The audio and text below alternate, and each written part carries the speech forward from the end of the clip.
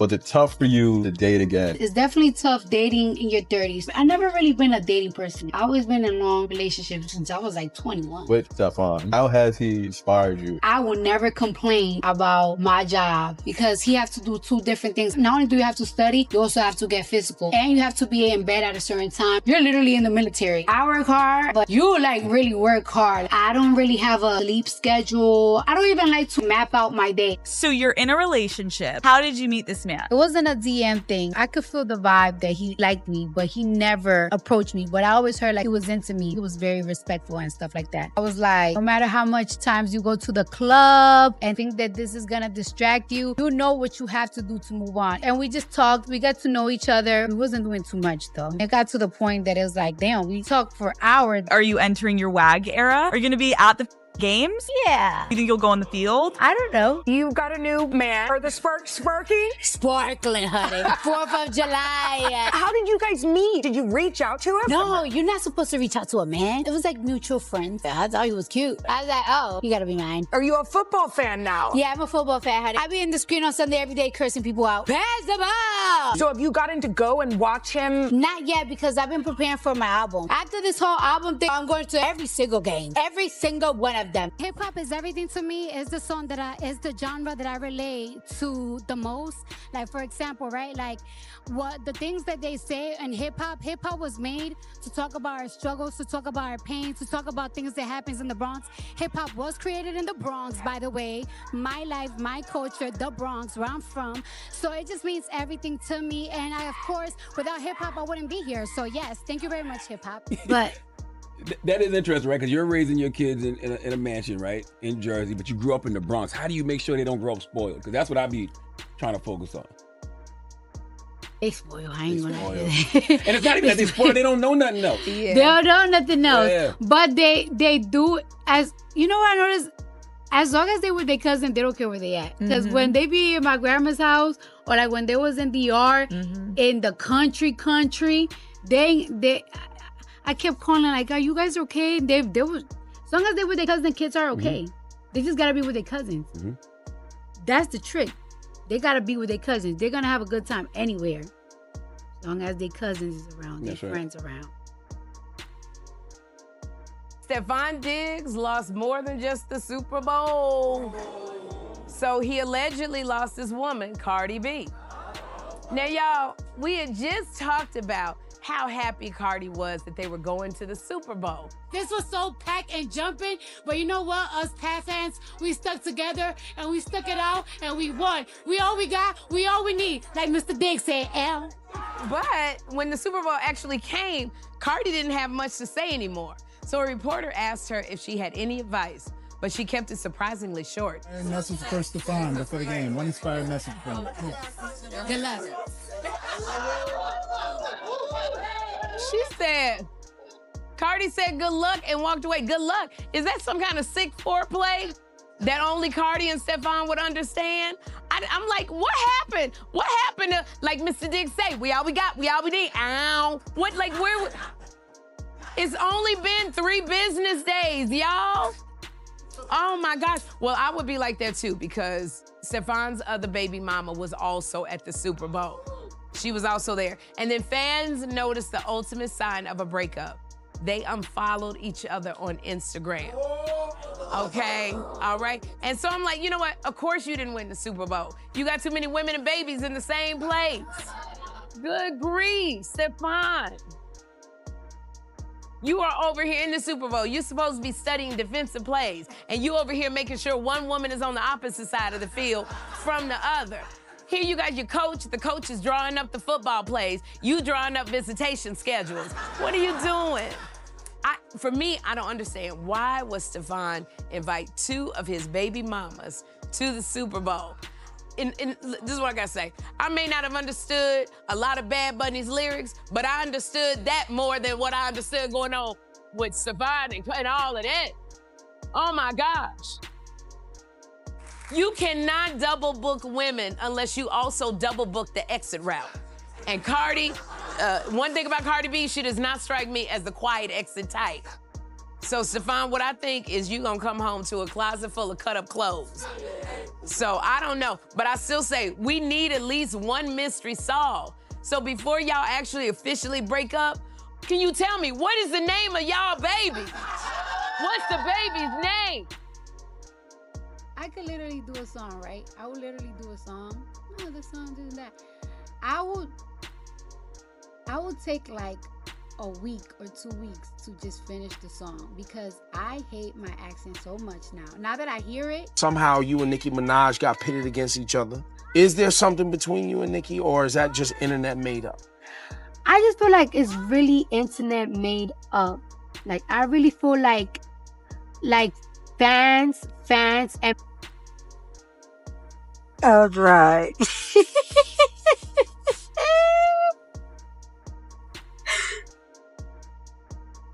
Doesn't matter what he says, oh, let me heal you, or, you know, I'm gonna be good to you. Like one time he just told me, like, it's like, let me heal you. Give me a chance for me to heal you. And it's like, okay. Did you hear that? Did you hear that? I haven't been in 3 weeks. You haven't been in 3 weeks? Why? No, because motherfuckers is in Boston and I'm here working. Pregnancy makes you probably want to more, right? Yeah, but this is crunch time. In Boston, you're a Patriot. He's playing. Hell yeah, we're not playing. Now he's really locked in. Like, he's in his season right now. How you dealing with it? We just talk to each other every day, and it's like he just came out of a ACL injury. He got something to prove. You're gonna be at the games. I'm gonna go to a couple of games, but like, I get too anxious. I might be like, I might get bad. Cardi B may be one of the biggest stars on the planet, but even that doesn't protect you from getting embarrassed in real time. Because right after the Super Bowl, fans noticed something that instantly set social media on fire. Cardi B and Stefon Diggs allegedly unfollowed each other. No explanation, no cute posts, no "we're good" update, just silence.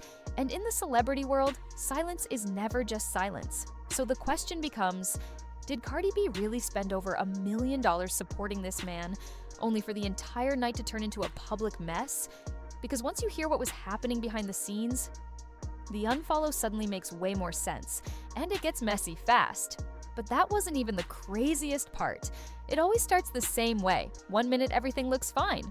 The next, they're gone from each other's following list. That's exactly what fans claim happened with Cardi B and Stefon Diggs immediately after the Super Bowl.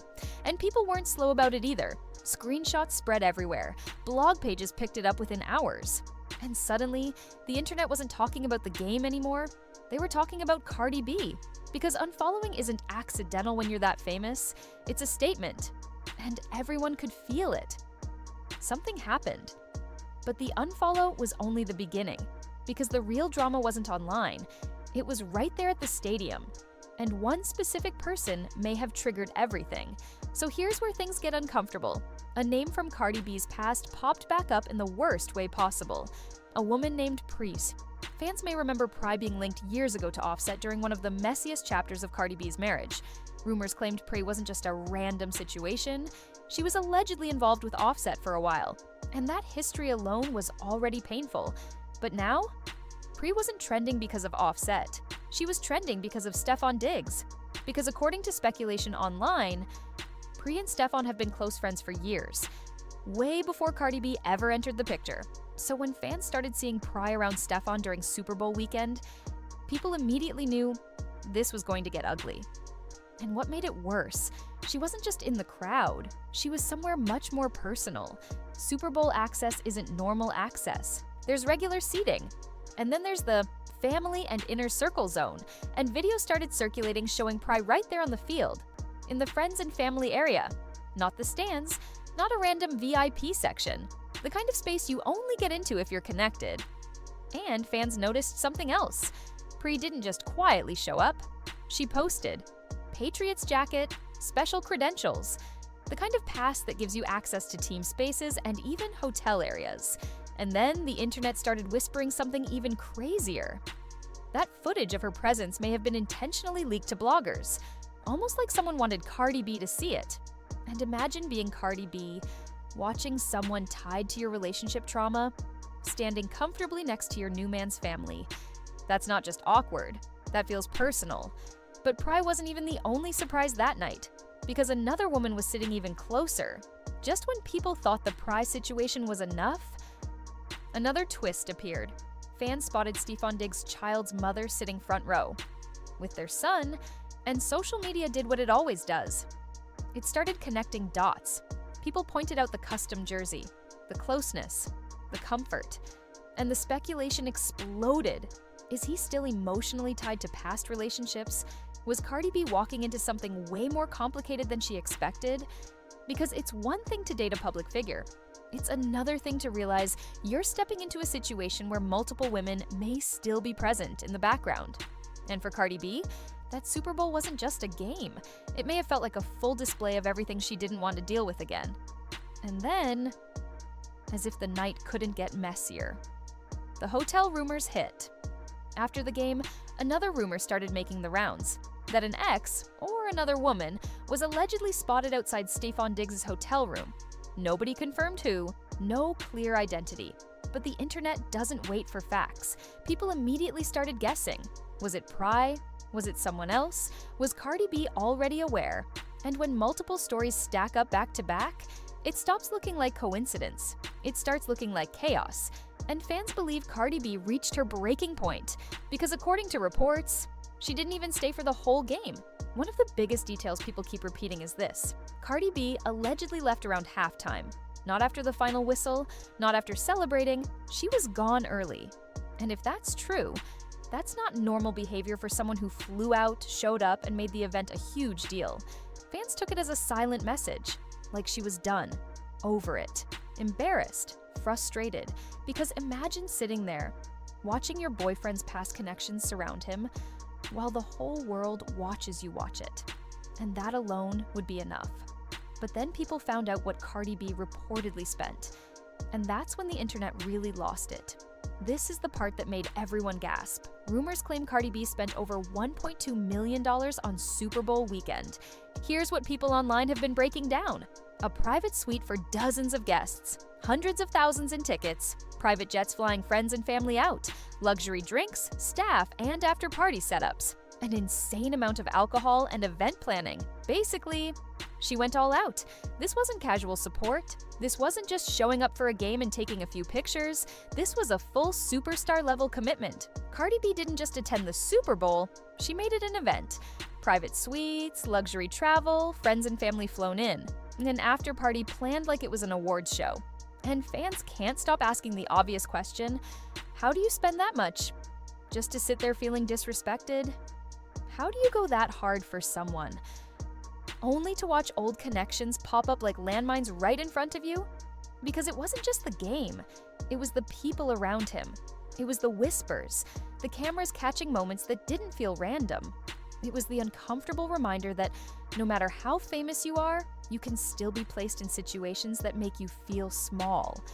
And then to allegedly leave early, to not even stay until the final whistle. That's what made it feel like something deeper was going on.